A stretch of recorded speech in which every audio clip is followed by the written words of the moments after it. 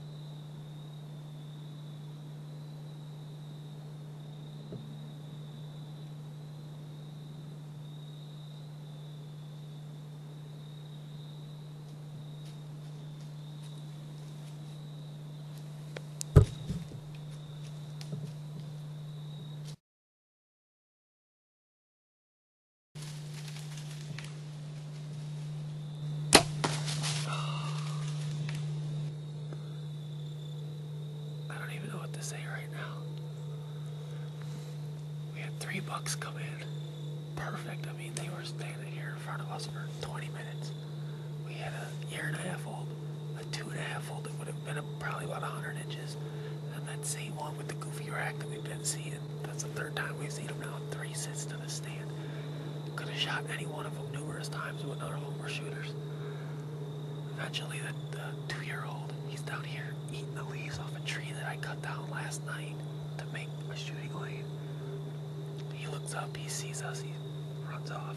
All 3 of them run off.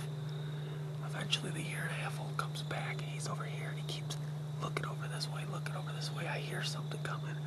I turn and look, and here comes a beautiful buck, the same buck we saw here 3 nights ago. We got all the footage of. Just a beautiful 8-pointer, right about 130 inches, maybe 135, but I mean a beautiful, beautiful, symmetrical, tall tines, nice buck. He's coming in, but he just kind of knew something wasn't right. You know, he was a little bit leery. I thought he was going to come and give me a shot, where I shot that doe last night, but he turned around and went back, and he gave me a shot, 20 yards on him. Wish I could tell you I knew what happened, but I don't. I drew back, and when I drew back, my elbow hit the camera arm, and it kind of frazzled me a little bit, but I settled down, looked through my peep, put my pin on him, and I don't know, I thought I had him good. I let the arrow go, and it hit him a little farther back than I wanted to. Crossing my fingers and hoping we caught liver, and that he's going to go over there and bed down. He ran off. I could see him for a couple 100 yards. He went out and stopped and just started walking. Tucked his tail and started walking. Pretty good indication of a gut shot deer usually. So I'm hoping I might have got through that diaphragm and got a little bit of his liver. Obviously we're going to give him overnight. We're not even going to bother looking tonight. It's going to be a long night tonight for me, but I'm going to cross my fingers, come back here in the morning with a couple of the guides, see what happens. Well, here we are, the next morning after. We shot this buck last night at about 5 o'clock, watched him run off. I know I didn't make the greatest shot on him, so we elected to let him lay for a few hours. Came in here, picked up the blood trail. Wasn't the greatest blood trail in the world, so we did the smart thing, elected to back out last night. Came in here this morning, and thankfully he was only probably 100 yards from where we had last blood. We picked up the trail a little bit, lost blood again, and I just so happened to look over. I seen the white from his belly, put my binoculars up, and there he was, laying probably only a couple 100 yards from the tree stand. So, not the greatest shot, but it was definitely a fatal one. And not a bad way to end our week.